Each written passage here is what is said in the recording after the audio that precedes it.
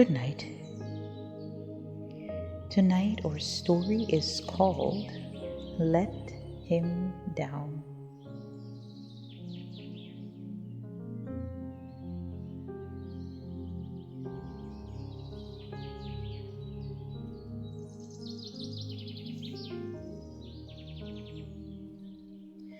It was not often that Jesus was seen in the company of the rich, proud, and famous. He made it his duty to travel with and to preach to the poor and seemingly lower class people in every city he went. After all, they were more receptive of him and the gospel. Today, though, after word got around that he was back in Capernaum, many people gathered around him. There were some disciples, but there were also Pharisees, teachers of the law, and other notable men who had come from every town in the countries of Galilee, Judea, and Jerusalem. And the power of the Lord was there to heal them.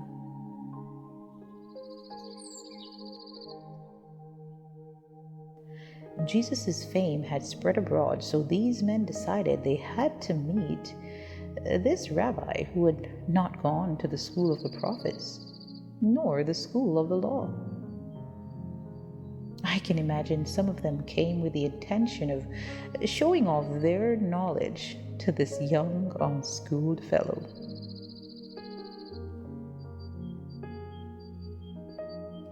Take a moment to picture the wise-looking, old, long-bearded men sitting by and peering at Jesus with cynical, keen eyes, with hopes that they would catch him saying or doing something that they did not approve of.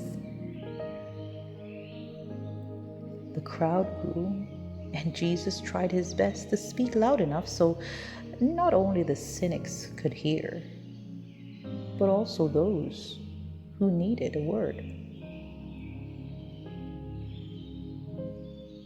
He would usually be outside near the mountain or by the lake, so there was always room enough for everyone to gather and to hear.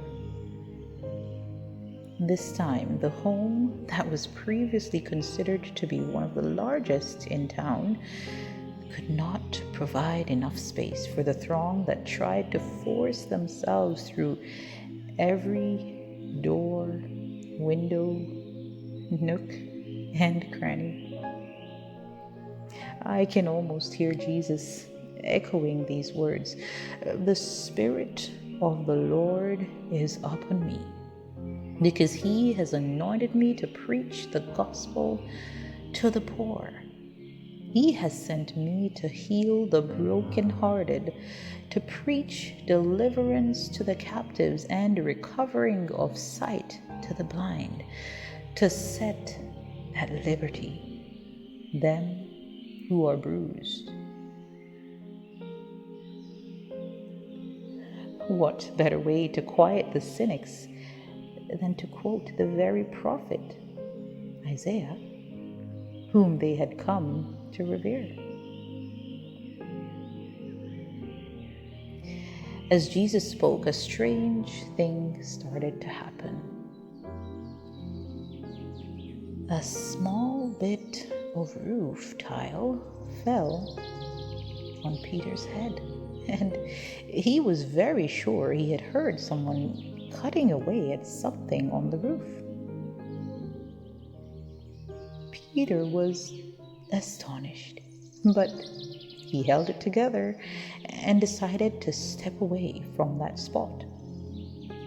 He concluded that it must be some young boys who had decided to climb on the roof to see if they could hear Jesus more clearly.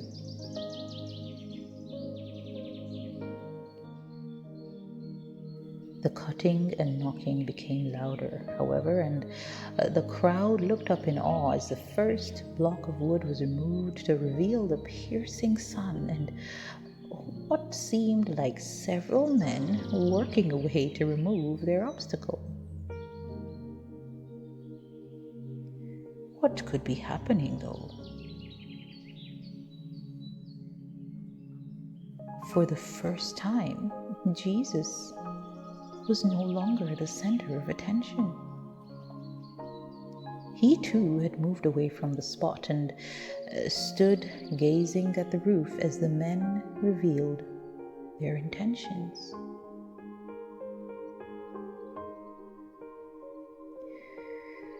The poor, cowardly man held on to the sides of his bed as it made its way down through the roof.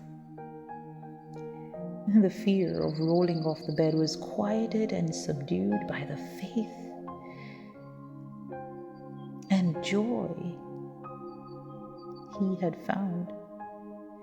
Now that his friends had gone through so much trouble to ensure that he got his healing.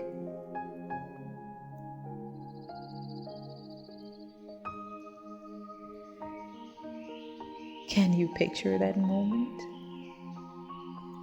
Can you hear the oohs and ahs as people stared on with wide eyes?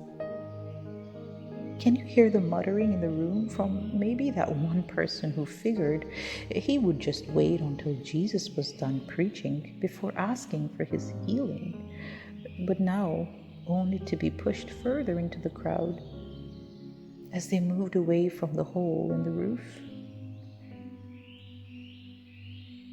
I can imagine how Jesus must have looked at the poor paralytic man with such compassion and care and grace that the first thing that came out of his mouth was, "Friend,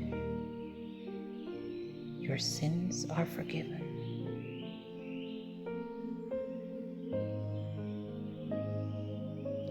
After all, Jesus knew his healing was sure based on the faith demonstrated by the man's friends. But he also knew that the man's greatest concern was his salvation.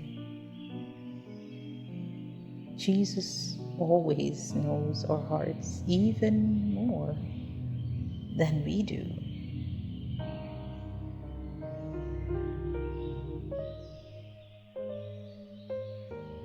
The proud religious men were no longer enamored by Jesus, though. Who is this man who speaks as if he is God? Who can forgive sins but God only? They thought. Jesus, being able to read their minds, said, "Why do you think this way in your hearts? Which is easier to say, 'Your sins are forgiven,' or 'Get up and walk'?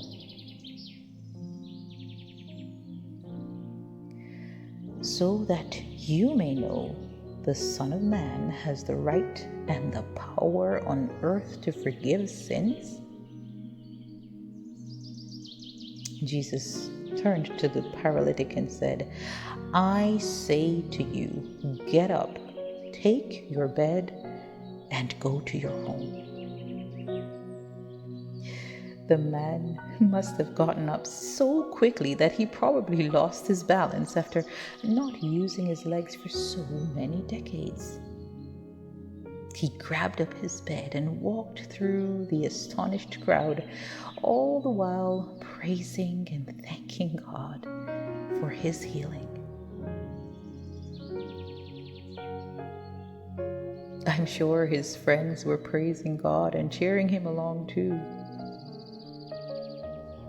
The crowd cried out, "We have seen very special things today."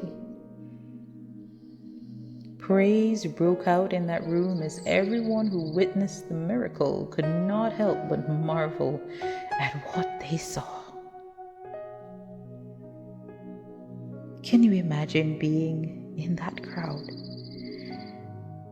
and witnessing such an amazing miracle?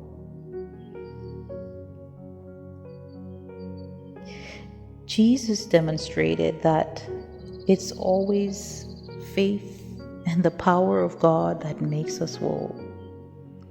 And so again tonight, I invite you to move in faith. Believe in the power of God to restore anything you have lost. Take that step of faith like the men who lowered their friend into that room that day. Remove all the barriers of fear and doubt,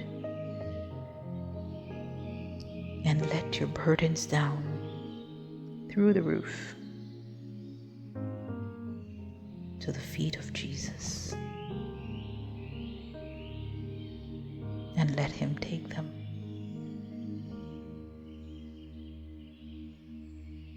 Will you give them to him tonight? There are times when we need to remove the barriers of fear and doubt and allow faith to drive us on until we get to the feet of Jesus, where we can claim our healing. Just believe. It is your faith that makes you whole.